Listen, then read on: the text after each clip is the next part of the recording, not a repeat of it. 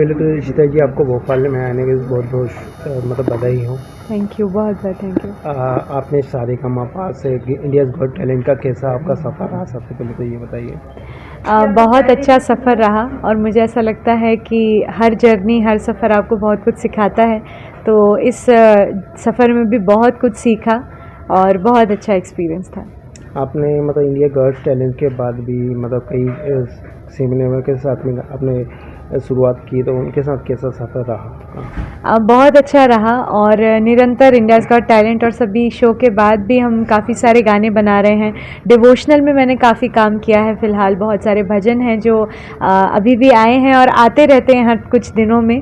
तो मुझे ऐसा लगता है कि कहीं ना कहीं बहुत सारे लोगों तक पहुंच रही है आवाज़, और प्रयास यही है कि सभी तक मुझे अपनी आवाज़ पहुंचानी है और उसी के लिए प्रयासरत हूँ। कई बड़ी सेलिब्रिटी के साथ भी आपने सिंगिंग करी है, कई अच्छा प्लेटफॉर्म मिला है आपको। मेरा लास्ट ईयर ही बॉलीवुड में पहला डेब्यू गाना आया, जो कि फिल्म प्यार है तो है एक रिलीज़ हुई, जिसमें वो गाना बहुत ज़्यादा लोगों ने पसंद किया रील्स के माध्यम में, और वो ट्रेंडिंग नंबर 1 पे था काफ़ी हफ्तों तक, जो कि अरिजीत सिंह जी के साथ गाया। तो चंद लाइनें सुनाना चाहूँगी। नेह का धागा जो लगायूं, ना तोड़ जाना तो ना छोड़ जाना, मन जोगिया जोगिया एक तू ही जोग है मेरा, दिल हो गया रोगिया और तू ही रोग है मेरा, मन जोगिया जोगिया एक तू ही जोग है मेरा, दिल हो गया रोगिया और तू ही रोग है मेरा। जब आप मतलब बचपन से आपने सिंगिंग करी, तो सिंगिंग का आपको किस तरह ये शौक लगा या एक अपना वो बना? मैं जब छोटी सी थी तो मेरे घर में मेरी मम्मी और पापा दोनों संगीत से थे, तो कहीं ना कहीं मुझे माहौल मम्मी पापा की वजह से काफ़ी संगीत का मिला, और इस वजह से मैंने गाना शुरू किया और फिर सीखना भी बहुत छोटी उम्र से शुरू किया। फिर धीरे धीरे कॉम्पिटिशन्स और ऑडिशंस वगैरह दे दे के इस फील्ड में पूरी तरीके से आ गई, और एक ऐसा पल आ गया फिर जीवन में कि अब मुझे यही करना है। तो आपके गुरु कौन रहे हैं? मेरे गुरु, मैं सबसे पहली गुरु मम्मी रही हैं, और उसके बाद डॉक्टर शिप्रा सोलेरे मैम, जिन्होंने मुझे साला गाना सिखाया कहा जा सकता है। फिर सुगम संगीत में आलोक वर्मा सर हैं, उन्होंने मुझे काफ़ी ट्रेनिंग दी, और अभी भी मैं जिनसे सीखती आ रही हूँ काफ़ी छोटे से अभी तक, प्रकाश वेरुलकर सर, जिन्होंने शास्त्रीय संगीत की भी मुझे शिक्षा दी, और उनसे अभी भी सीख रही हूँ। आपके पापा के जाने के बाद आपको काफ़ी मतलब नर्वस लगा, अकेलापन लगा, किस तरह फिर वो आपने मैनेज किया सब? मेरे पापा के गुजरने के बाद मेरे मन में सिर्फ एक ही बात थी कि भले ही वो व्यक्ति अब इस दुनिया में नहीं है, पर कई सारे ऐसे सपने थे उनके जो कहीं ना कहीं उन्हीं के थे, उन्होंने देखे थे मुझको लेकर, अपने बच्चे को लेकर। और वो हमेशा ये चीज़ हॉस्पिटल में भी जब वो थे तो वो यही बोला करते थे कि ये करो वो करो, यहाँ जाओ, मुंबई जाओ, यहाँ काम नहीं है। तो कहीं ना कहीं मुझे ऐसा लगता है कि मेरे मन में ये बात आ गई थी कि भले ही पापा नहीं हैं, लेकिन उनके सपने आज भी हैं, और अगर मैं उनके सपने पूरे कर लूँगी तो मुझे ऐसा लगता है कि उनको वो जहाँ भी होंगे देखकर बहुत खुश हो रहे होंगे। तो ये सिंगिंग का जो है कि फैशन है या इसको मतलब शुरुआत हमेशा जारी रखेंगे?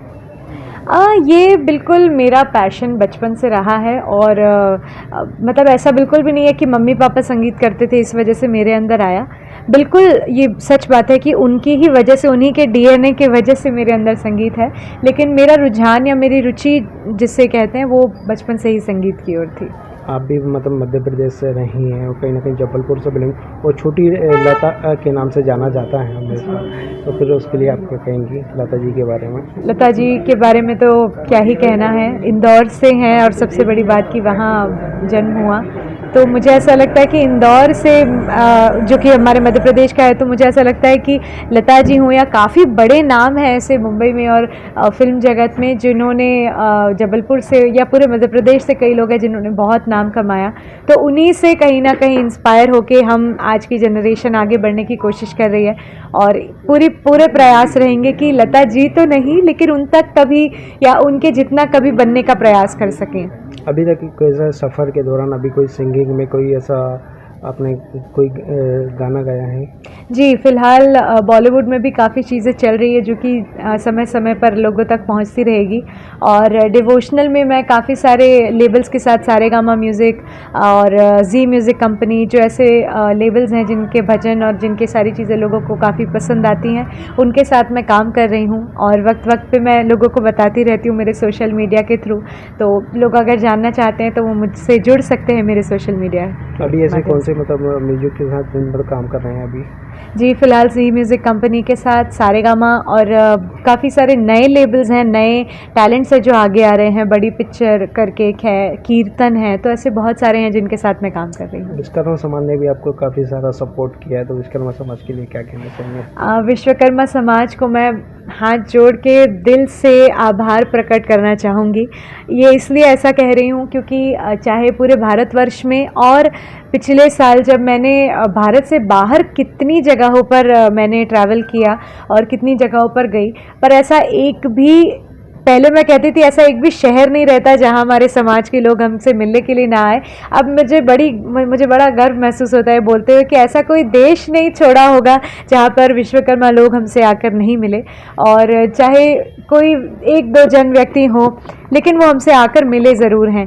तो चाहे कनाडा हो, लंदन हो, फिर ईस्ट अफ्रीका जैसी जगह में भी हमसे विश्वकर्मा लोग आकर मिले, तो ये मेरे लिए बड़ा सौभाग्य की बात होती है और मुझे बहुत बहुत गौरव महसूस होता है। आपने सिंगिंग के साथ साथ विश्वकर्मा समाज का भी काफ़ी नाम रोशन किया है एक बेटी होने के नाते।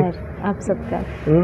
अब आपकी प्रेरणा किस तरह देना चाहेंगे, जैसे आपके समाज में और भी मतलब गर्ल्स हैं जी। तो सिंगिंग का किस तरह शौक लगना चाहिए? मुझे ऐसा लगता है कि विश्वकर्मा जो हमारा सरनेम है या जो नाम हम लेकर हमारे नाम के आगे जोड़ते हैं, तो विश्वकर्मा भगवान हैं ही कला के देव और जिनके हाथों में कला है। तो मुझे ऐसा लगता है कि ये इस समाज पे हर किसी को कोई ना कोई अलग अलग कला दी हुई है। जैसे मुझे संगीत दिया है, तो आपको कुछ अलग तरीके की कला दी हो, कहो किसी को नृत्य की मिली हो, कभी किसी को आर्किटेक्चर की मिली हो, या किसी को ड्राइंग पेंटिंग। तो आपको बस अपनी कला पहचाननी है और यही बोलना चाहूँगी कि बिल्कुल आपको बस आपकी कला को खोजना है कि आपके अंदर ईश्वर ने क्या दिया है और बस उसे फॉलो करना है और उस पर मेहनत करते जाना है। कल भी मतलब पूरे मध्य प्रदेश में मतलब अयोध्या के अंदर प्राण प्रतिष्ठा कार्यक्रम है, उसमें भी आपने गाना गाया है, तो एक बार गाना गा के बताएंगे? जी बिल्कुल। मचेगा शोर बहुत ज़्यादा जिस गाने से, मचेगा शोर बहुत ज़्यादा जिस गाने से, अयोध्या धन्य हो रहा है राम के आने से, अयोध्या धन्य हो रहा है राम के आने से, अयोध्या धन्य हो गया है राम के आने से। जय श्री राम।